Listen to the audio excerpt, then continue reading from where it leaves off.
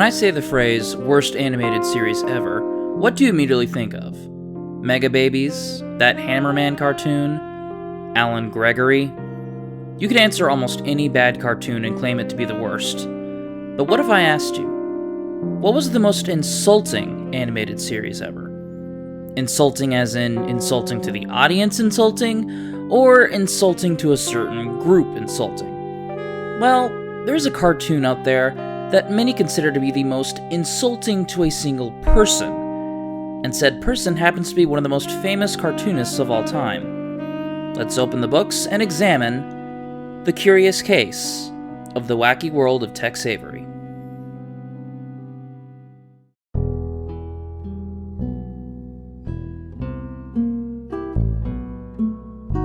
On August 4th, 1986, media mogul Ted Turner would acquire MGM United Artists. Although he would give the properties back to the original owner, Kirk Kerkorian, Turner would keep MGM's library of films and television programs, which would include their line of cartoons, including the likes of Tom and Jerry, Droopy, early black and white Looney Tunes shorts, and the Fleischer Studios Popeye shorts. A few years later, in 1991, Turner would purchase Hanna-Barbera Productions for the sum of $320 million. With a vast collection of cartoons in his hands, Turner found it appropriate to give these cartoons their own channel, and that channel would be called Cartoon Network. Hey, a great idea. Just hit us. How about an all-Cartoon Network? In the channel's early days, Cartoon Network mostly aired what Turner had previously acquired, introducing these classic cartoons to a brand new generation. One of the shows that helped kickstart this new interest was a show called Toonheads. Toonheads was a documentary-like show that presented these shorts in a variety of themes, highlighting certain things like specific animators, one-shot characters, early days of classic characters, and even the wartime cartoons. However, it was episodes that highlighted animators that proved the most successful. So Cartoon Network took the concept one step further and made wraparound shows solely dedicated to certain animators of the day. Their first choice would be the most obvious.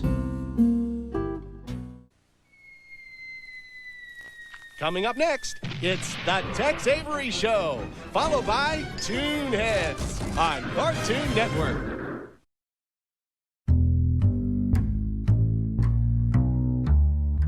Born on February 26, 1908, Frederick Tex Avery both helped lay the groundwork for many Looney Tunes characters and demonstrated to audiences that cartoons could and should do things that humans are incapable of.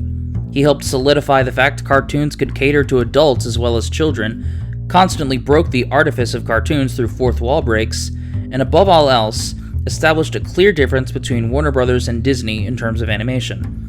With such a significant role from the golden era of animation, it was only fitting that his library of work get the red carpet treatment from the new network. And with that, the Tex Avery Show was born, debuting in 1996. Well, who's that crazy cartoon king? The one who's on the wall this way. Say his name, now let it ring. Tex Avery. Much like Toonheads, the Tex Avery Show was an animated showcase, this time highlighting Tex Avery's work, with interesting trivia about him and his works shared before and after commercial breaks. In the late 70s, Tex created and worked on storylines for Quickie Koala, a Droopy-like character for Hanna-Barbera. The Tex Avery Show will be right back. The Tex Avery Show proved to be a hit for the network, and follow-up shows featuring other cartoonists from the era would follow in its footsteps. But unbeknownst to Cartoon Network and Turner Broadcasting, there was another studio that was about to throw their hat into the ring in regards to Tex Avery. Enter Deke Entertainment.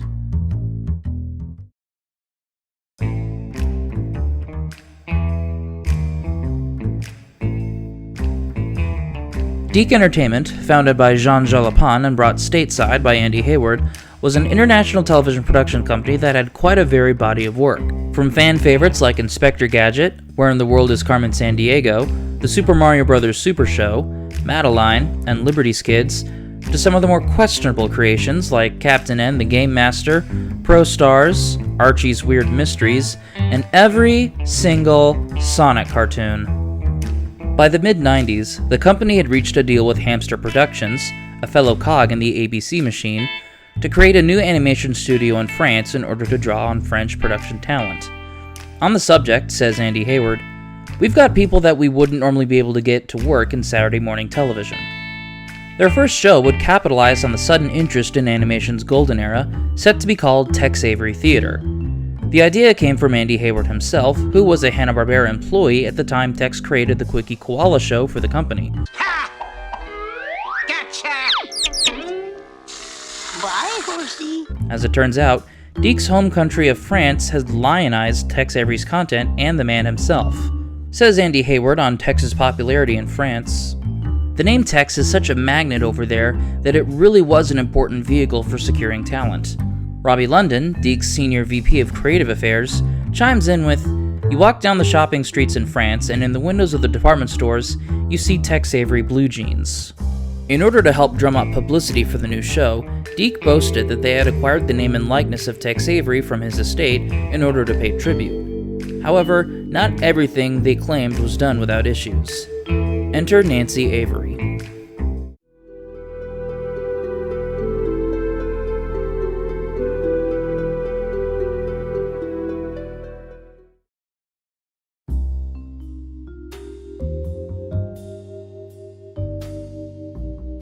Nancy Avery Arkley was Tex Avery's daughter and the current owner of the Tex Avery estate. During pre-production of Tex Avery Theater, Deke had indeed sought her out for the name and likeness of her father, though Nancy was not as enthusiastic. According to Nancy, Deke had offered her small compensation for the rights, also pointing out that they didn't really need her permission in the first place. Any sort of deal made was more than likely going to be used for promotional purposes. With her options limited, she turned to one of Tex's fellow animators for advice, Chuck Jones. By the 90s, Chuck Jones had become slightly controversial for his stance against TV animation, infamously calling Tiny Toon Adventures things that are best left unsaid, and ripping at a Space Jam on Warner Brothers property at a dinner held in his honor, resulting in him being escorted off property. Under normal circumstances, Chuck had every right to tell Nancy not to accept the offer, especially from someone like Deke, who were very likely not going to do his fellow colleague justice. However, quite the opposite happened. Chuck told Nancy that, given the reality of the situation, Tex would want his family to be financially secure, regardless of the show's eventual quality. When it came time to negotiate a deal, Chuck accompanied Nancy, helping negotiate a better sum for her father's name and likeness. With the deal made, Nancy would use the money she got to get her kids, and therefore Tex Avery's grandkids, into college. By March of 1997, the animation studio was christened Les Studios Tex, and the show was set to air in syndication that fall under a new title, The Wacky World of Tex Avery. Gotta watch The Wacky World of Tex Avery, weekdays right here on this station. Weekday mornings at 6:30 on UPN 45.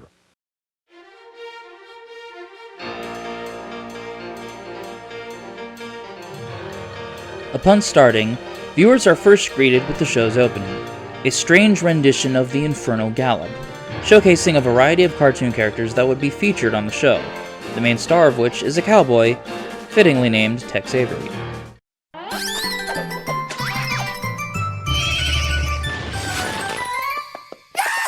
Welcome to the Wacky Wack Wack, Wacky Wacky Wack Wack. Welcome to the Wacky World of Tex Avery. Welcome to the Wacky Wack Wack. Welcome to the Wack Wack Wacky Wacky World.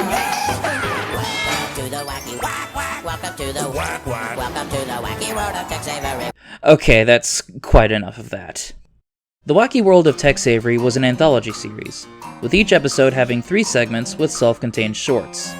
Since the characters Tex created were currently in the hands of Turner Broadcasting, Deke had to create facsimiles in order to get by. The first segment is the self-titled Tex Avery. The segment features the titular cowboy, his rival Sagebrush Sid, and Tex's girlfriend Chastity Knott, in various escapades and scenarios that attempted to emulate the style of the real Tex Avery. Hot dang! I'm well-to-do! Oh, in the name of the Queen, I'm Sergeant Tex of the Mounties, and you are busted. Cartoon Tex's design stems from the Looney Tunes short Buckaroo Bugs, specifically an Elmer Fudd stand-in by the name of Red Hot Rider that serves as Bugs' adversary, while Chastity is a send-up of Red Hot Riding Hood. And fitting enough for a show that was a tribute to Tex Avery, Buckaroo Bugs was directed by Bob Clampett. The next segment is Einstein, which stars a genius caveman of the same name. Haha, my invention worked. I think that I'll call it the alarm clock. Most Einstein plots usually revolved around the caveman attempting to teach his fellow Neanderthals to be more civilized with the use of his inventions, from things like the Olympics, home improvement, healthcare, and proper exercise. This segment was based off of the Tex Avery short The First Bad Man. Lucky for them, I've already invented malpractice insurance. The third segment is Pompeii Pete, which features a small bumbling centurion who finds himself in modern day after being buried alive for thousands of years after the eruption of Mount Vesuvius. Shorts revolving around Pete usually featured him going from job to job, always getting on the nerves of a businessman named Dan, whose role would also vary from short to short. Unlike the other segments, Pompeii Pete seemed to be the only character not based on a previous Tex Avery cartoon.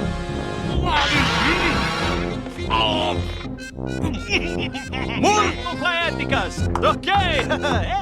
Muffy, Muffy. Huh?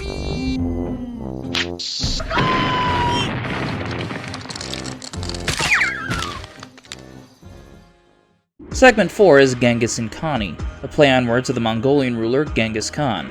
Genghis is a lion warlord that's attempting to conquer empires and countries in the name of his emperor, while Connie is a small, innocent-looking panda that foils Genghis at every turn. What a cute little pussycat. Have you come to play with me? No, I've come to conquer China, and I'm not a pussycat! Genghis himself is based on the titular lion from Slap Happy Lion, while Connie's behavior is modeled after Shirley Temple, though casual observers tend to make the connection to Elmira from Tiny Toons due to both characters being voiced by Cree Summer. C-T-N-T.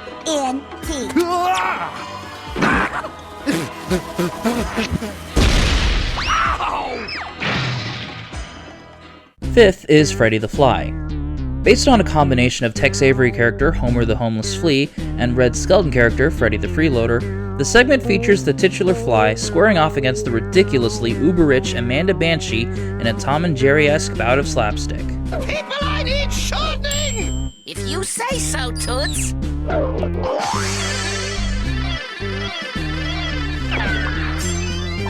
Short enough? Depending on the scenario, Amanda's actions are what start things off, Hey, lady! It's late! Your sleeping is waking me up! or Freddy could just be itching to start trouble. Wow! Oh, that's it!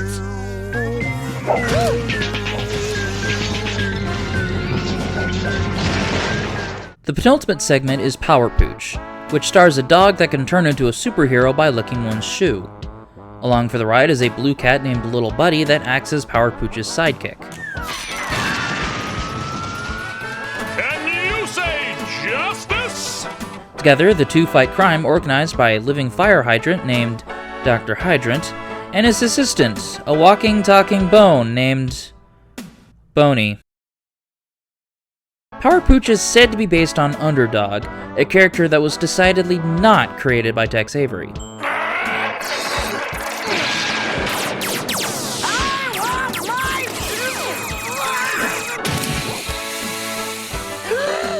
Finally, there's Maurice and Mooch, a Wile E. Coyote and Roadrunner parallel with inspiration from King Size Canary and One Hand's Family for good measure. Mooch is a wolf that is constantly searching for a meal, while Maurice is a young chicken that Mooch constantly tries and fails to eat. Maurice! It's bedtime! I made a nice little nest for you to sleep in. Huh? Blitzkrieg! So how well did the show fare? To put it bluntly, it didn't.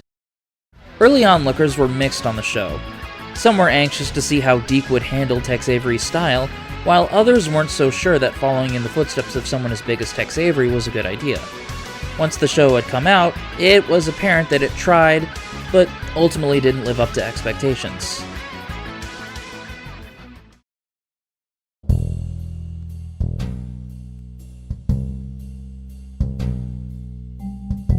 One of the biggest criticisms the show received was just how little Deke lived up to Tex Avery's style. While most of the typical gags you'd expect from a Tex Avery short are there, they don't always work. For example, anytime the show would replicate the character accidentally running off of the film reel joke, it would fall flat because the shorts were shown in theaters before movies. The Wacky World of Tex Avery is a television show, decidedly not something you would find in a movie theater. In order for the joke to land, Deke would have had to modernize it to be more appropriate for television. Having characters accidentally crack the TV screen or fiddle around with the TV's visual settings would have made for more medium-appropriate jokes. Hey, Chisel, did he say busted out? That's the magic word. Yippee! This is so freaky! No, I'm a turn! Look at me! But one of the really glaring issues with the show was the animation quality. Now, Deke was not usually known for lavish and elaborate animation work. In fact, some have joked that Deke is an acronym for Do It Cheap. Anyone who is even familiar with Deke will know about their animation mistakes. Backgrounds are suddenly replaced with color gradients, backgrounds go missing, characters are layered incorrectly, certain animations don't sync up with the backgrounds, and garbage areas. So many garbage areas. Needless to say, this show was rushed to hell and back. To put things in perspective, The Wacky World of Tex Avery ran for a total of 65 episodes, the bare minimum needed to enter syndication. With 3 shorts in each episode, that means 195 shorts had to be written, storyboarded, voice acted, animated, and edited together for broadcast.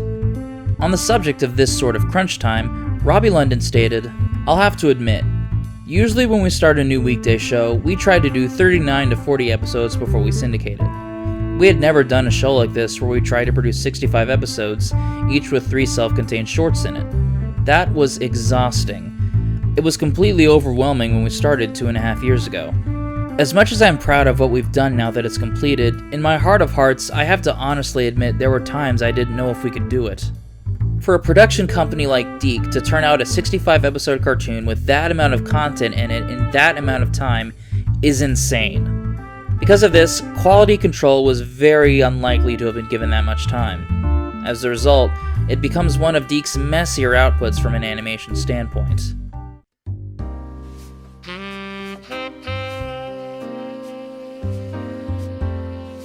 The show itself only lasted for a few months. After that, the show ran in syndication well into the mid-2000s. In 2003, the show would receive a VHS and DVD release, though only in small collections of 3 of the shorts: Tex Avery, Pompey Pete, and Power Pooch. 2013 saw a more compact release of the show, though only the first 40 episodes are available. Outside of the US, the show got DVD releases in France, Germany, and Russia. I hope the Russian DVDs give you nightmares. As of this video, the series is also available for streaming on Hulu and can be found easily on YouTube. Following the conclusion of The Wacky World of Tex Avery, Les Studios Tex would continue to operate, animating the likes of Sonic Underground, Archie's Weird Mysteries, Stargate Infinity, and Sabrina's Secret Life. The studio would shut down in 2004. Deke itself would be merged and absorbed into Cookie Jar Group in 2008, then would be acquired by DHX Media in 2012, who currently hold the rights to the show.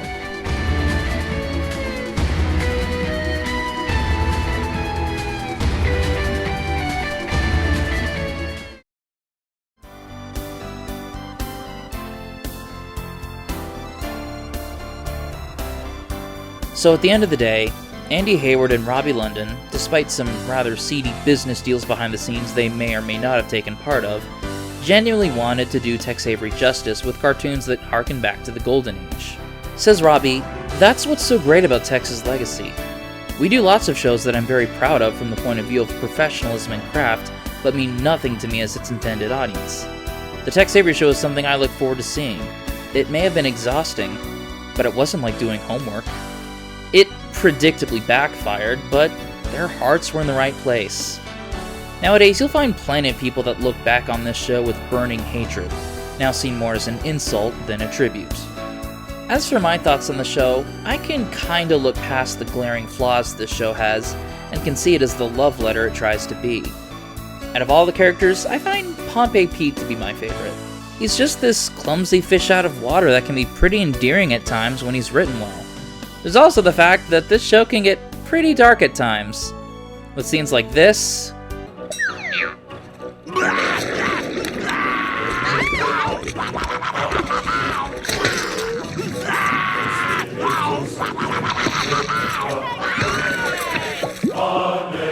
this,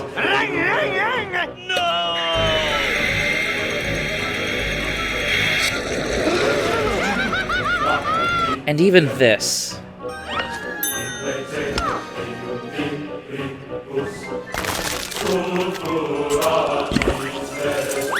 And Maurice is meant to be the protagonist. If you really want to get the most out of this show, gather up some friends who like riffing things a la MST3K, and just marathon some episodes together. Speaking of friends, I like to let my fellow annotators over at Anoverse give their honest opinions on the show. Take it away, guys. If I had to summarize my thoughts in one concise sentence, it would be that the show really feels off compared to other cartoons. It just feels like none of the elements really work right or are at their best. Everything seems crude and pretty cheap. Giving some examples, the artwork is probably the most glaringly obvious. Everything looks pretty flat and unappealing. The character designs are pretty bad. There's a ton of animation errors. Nothing really pops out as far as backgrounds go. As far as dialogue and the timing of jokes goes, the characters have a really odd tendency to give a lot of exposition during the first and last parts of segments. And then during the middle, there's like almost no dialogue between characters. There's just a whole bunch of grunts, there's a whole bunch of gesticulations, there's some humming and some whistling, but no banter between the characters, oddly enough. And then, in general, I don't think the timing of the jokes are very good. Jokes tend to draw themselves out unnecessarily long, and the punchlines don't really hit very effectively, I feel. As far as music goes, the show uses a lot of public domain music, which is not a bad thing, except that it relies on it almost constantly. The best example I can give of this is Maurice and Mooch. Home Sweet Home is a reoccurring tune that they constantly use. And they have different renditions of it. They have a happy rendition, they have a sad rendition, they have a foreboding rendition, and it's just Home Sweet Home all the time, and you get sick of it eventually, I think. Or at the very least, you notice it a lot. So, is this show so bad that it's good? I actually think that it depends on the individual types of segments you're watching. And I'd say that the three you probably want to try and hit up if you want to watch and riff the show with friends would be Pompeii Pete, Freddy Fly, and the Tex Avery one, if only for Miss Chastity. But those are all pretty good. There's the most action in them and the most likable characters, I feel. So yeah, if you just want to look up those segments, I think you should have a pretty good time ripping on the show. Thanks.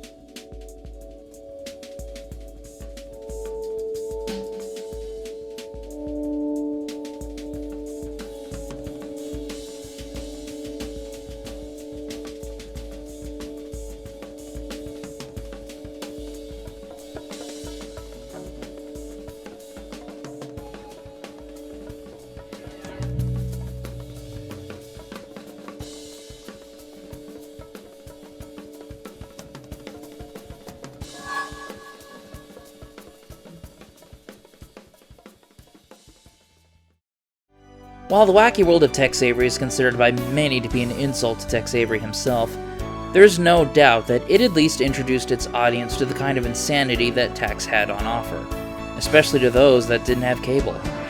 As the old saying goes, imitation is the sincerest form of flattery. Thanks for watching.